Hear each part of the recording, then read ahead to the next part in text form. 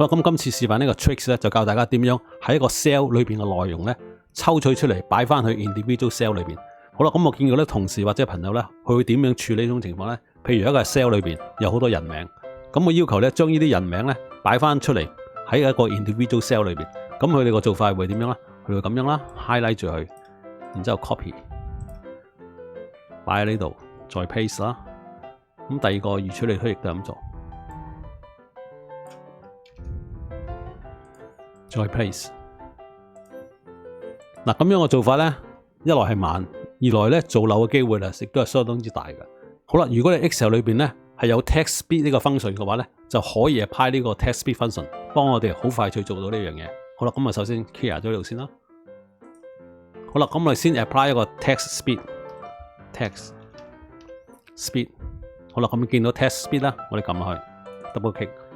好啦，咁第一個 argument 咧，佢就問你係 text 係乜嘢？好啦，咁我哋揀選呢個 cell 啦，呢個 cell 就係一個 text 嘅內容，然之後俾個 comma 之後咧，佢就問你 column delimiter。咁今次咧，我哋唔係用 column delimiter， 我哋需要用 row delimiter。好啦，咁我哋俾到個 comma。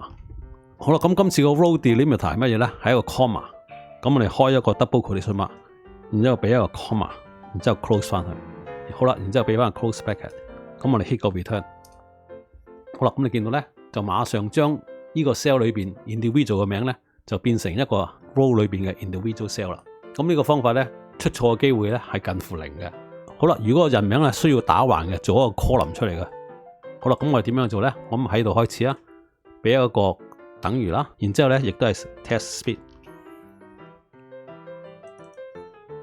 咁第一個 argument 咧就係嗰個 text 啦，就係呢個 cell 啦 ，comma。好啦，咁今次咧我哋需要 speed by column 啊嘛，咁我哋 apply 呢一個，咁個 column 嘅 delimiter 咧亦都係 comma，咁我哋開個 double quotation mark，然之後話俾佢聽 comma， 然之後 close 翻嚟 hit 個 enter。好啦，咁你就見到咧呢個 cell 裏邊咧，佢就會 split 成一個 individual column 啦。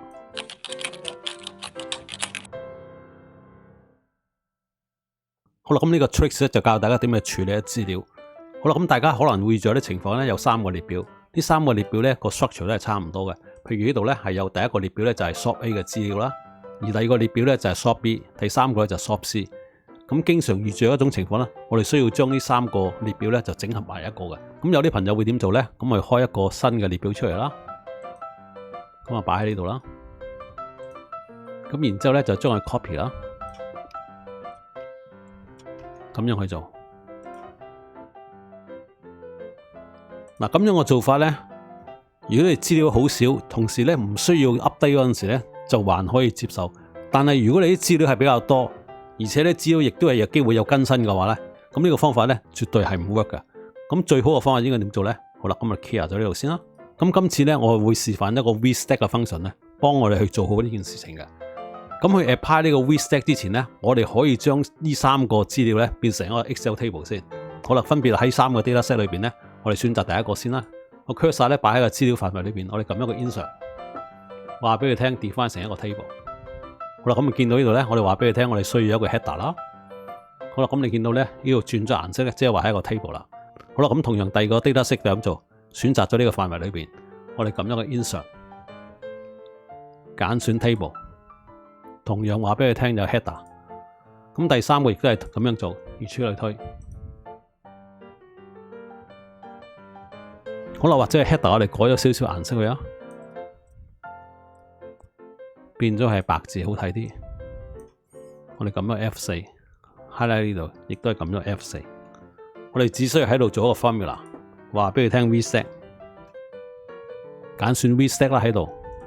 好啦，咁你揀選咗 VStack 之後咧，佢就問你 array 呢度可以擺好多 array 落去噶。咁好啦，咁首先我哋擺第一個 array 先啦。咁我點樣擺咧？行去呢一邊，咁你見到咧有個箭嘴出嚟啦。咁我哋指落去，好啦，咁而家見到咧呢一個咧 Excel default 就係 table 2， 好啦，咁而家喺呢度你見到 table 2已經擺咗嚟，我俾個 comma， 跟住就再問你第二個 array， 咁我哋再行嚟呢度，亦都見到個箭嘴啦，撳落去，好啦 table 3亦都擺咗落去啦，咁再俾 comma， 好啦，我哋落埋最後一個 array 啦，就係呢一個，同樣啦去翻個左上角度撳落去，好啦，咁見到啊 table 2、3、4喺晒度啦。好啦，咁我哋括翻去 hit 個 return，好啦，咁你見到咧呢3個 table 咧已經 append 晒喺呢個列表裏面啦。好啦，咁頭先我講過啦，如果我哋需要有更改嘅話咧，譬如舉個例啊，我哋俾多個資料落去啦。譬如我哋俾多個，譬如我哋擺多個資料落去 ，paste 落去啦。好啦，舉個例，我哋都係3月份。好啦，我特登俾一個好大嘅資料落去啦。好啦，咁你見到咧，呢度 sort A 啦，你見到3月份加咗落去啦。同時咧有一個好大嘅資料就係1000啦。好啦，除咗增加資料可以擺落去之外咧，更改或者 delete 嘅資料咧亦都可以做得到嘅。譬如喺個 shop C 嗰度咧，1月份呢個係10係唔啱嘅，我哋要更改翻去，譬如1000咁樣，一擺落去啦。好啦，咁你見到 shop C 1月份咧，呢度同你更改咗1000啦。好啦，或者你覺得呢個1000呢個資料係完全唔正確嘅，我哋需要 delete 咗佢，亦都可以啦。好啦，咁我哋喺 shop C 呢一行嗰度咧，撳一個 right click 啦，然之後話俾佢 delete 呢個 row。好啦，咁你見到咧，先前嗰1000個資料亦都係 delete 咗啦。好啦，咁你見到咧，我哋用咗 reset 嘅方法之後咧，喺 individual 嘅 dataset 裏邊咧，無論有加或者係減或者有更改嘅資料咧，喺呢個總表裏邊咧，亦都可以即時反映到出嚟嘅。咁同時咧，呢3個列表咧，未必係可以擺埋一張 worksheet 都得嘅。譬如我將呢個表搬去第二個 worksheet，cut 咗佢，開咗個 worksheet 出嚟，擺喺呢度。好啦，我哋做一啲更新啦。譬如3月份呢度係2000嘅。好啦，咁我哋睇下先前嗰個總表咧，2000呢度有冇更改到啦？咁啊去翻呢度啦。好啦，咁你見到 shop C 嗰個列表咧，呢個2000咧，亦都更新咗落去啦。咁大家如果遇着呢種情況嘅話咧，不妨咧可以 apply 一個 reset， 同你做一個總表。咁呢個方法咧就相當之方便嘅。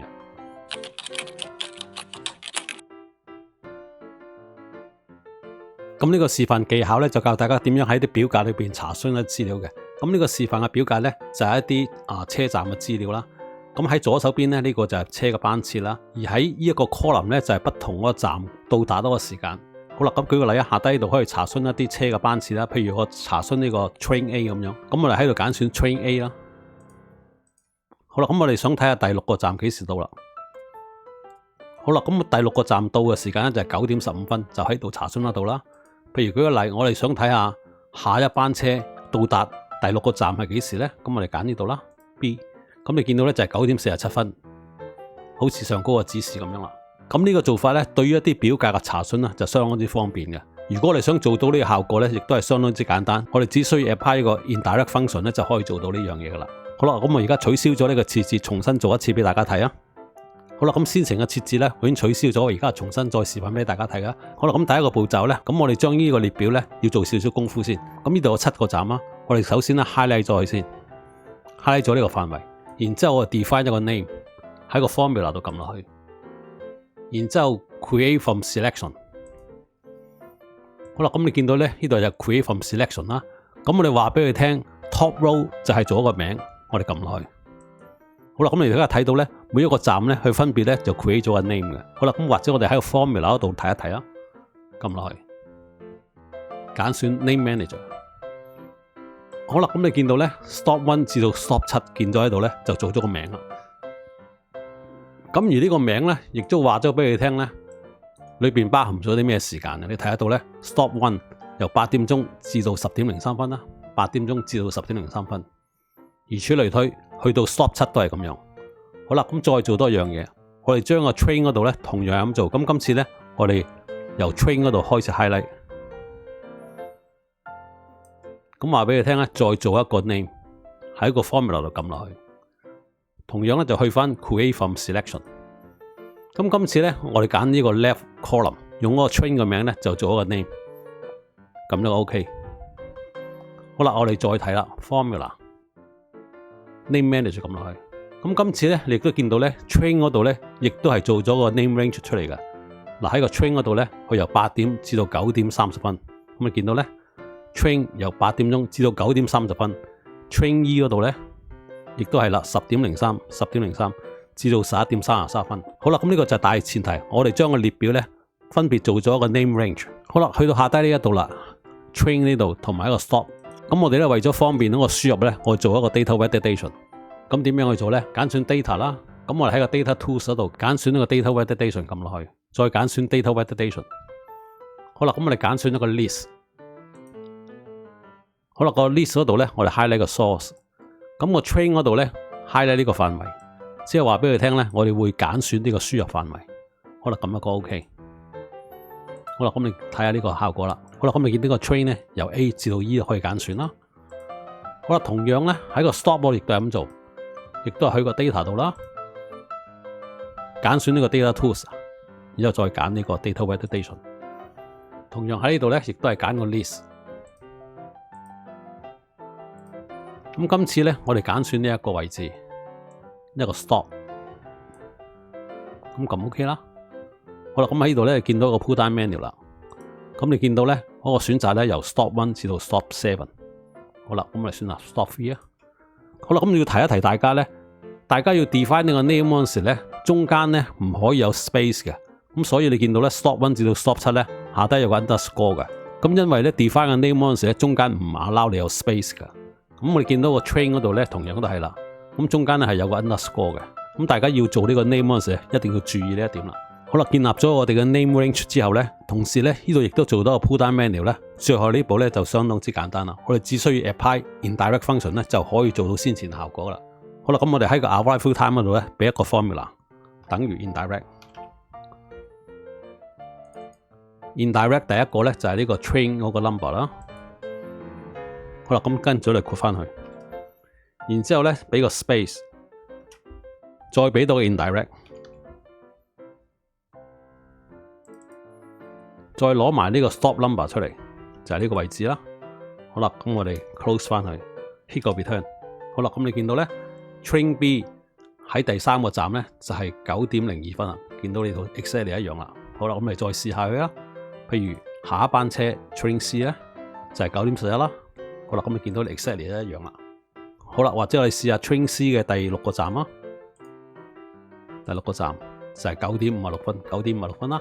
好啦，咁大家遇着類似呢種情況咧，喺個表格裏邊咧需要查詢呢啲資料嘅話咧，不妨咧就可以試下呢個方法。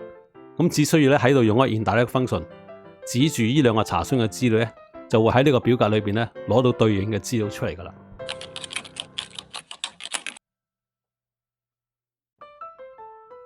好啦，咁呢個 tricks 咧就教大家點樣用嗰個 count if 嘅 function 咧，幫我哋做啲數數嘅工作。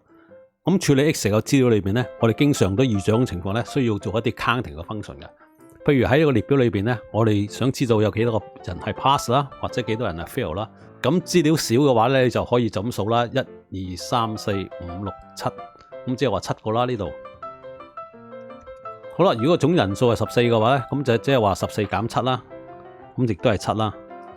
好啦，問題就嚟啦，如果你需要更改嗰陣時咧，呢度咧佢就唔識同你自動更新嘅。咁呢個方法咧，如果你數嘅話咧，第一，如果資料多咧，就冇可能做得到嘅。而且出錯嘅機會亦都大。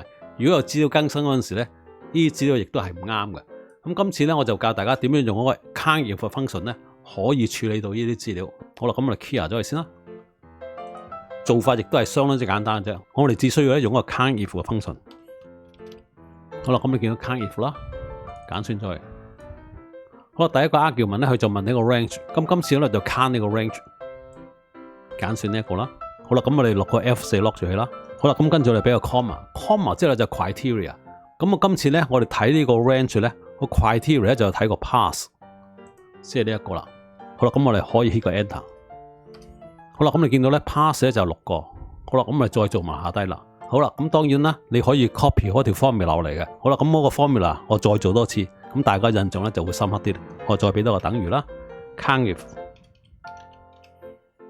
揀選 count if 啦，個 count range 就係呢一個。慣例我都俾個 F4 lock 住佢啦，然之後 comma criteria range 就係睇呢個 fail。好啦，咁我哋俾個 enter。好啦，咁你見到咧 fail 咧就係8個 ，pass 咧就6個。好啦，咁我哋更改下佢咯。咁我哋將呢個改埋 pass 啦。好啦，咁你見到咧就7個啦，即時反應都出嚟啦。咁我哋將呢個 fail 咧亦都改埋 pass 啦。好啦，咁見到 pass 就8個，而 fail 咧就6個啦。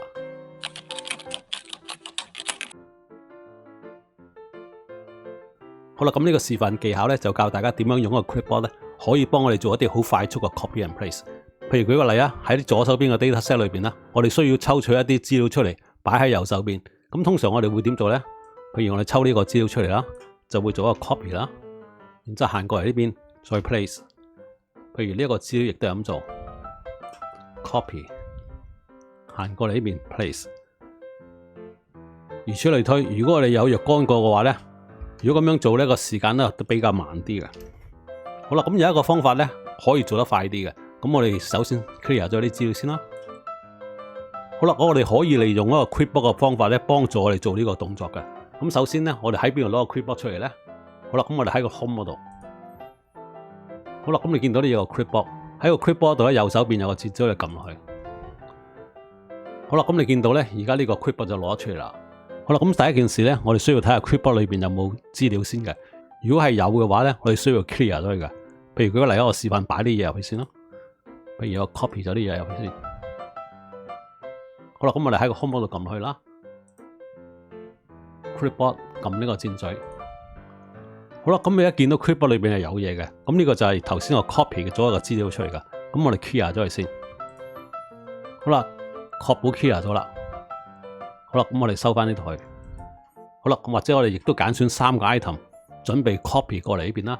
咁第一個我哋 copy 咗佢先，撳個 Ctrl C 啦。譬如呢一個亦都係 copy， 撳 Ctrl C。好啦，去翻呢度再 copy。好啦，咁我哋攞咗3個 copy 擺咗落 clipboard 度啦。好啦，咁我哋可以行過嚟呢邊，攞翻個 clipboard 出嚟，再撳落去。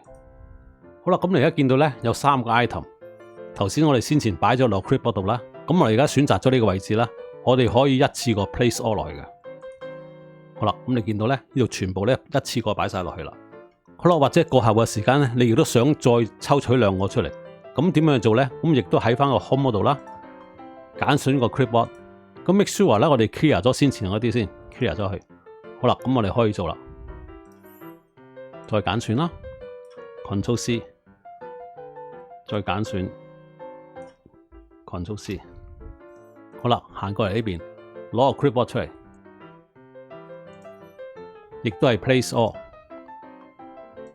嗱，咁樣嘅做法咧，就比較係快脆咗好多啦。可以利用個 clipboard 咧，幫你做呢個 copy and paste 咧，就更加輕鬆啦。好啦，咁今次呢個示範啊到呢度啦。咁大家如果有咩問題嘅話咧，亦都歡迎留言喺個 YouTube channel 裏邊大家交流一下啦。好啦，拜拜。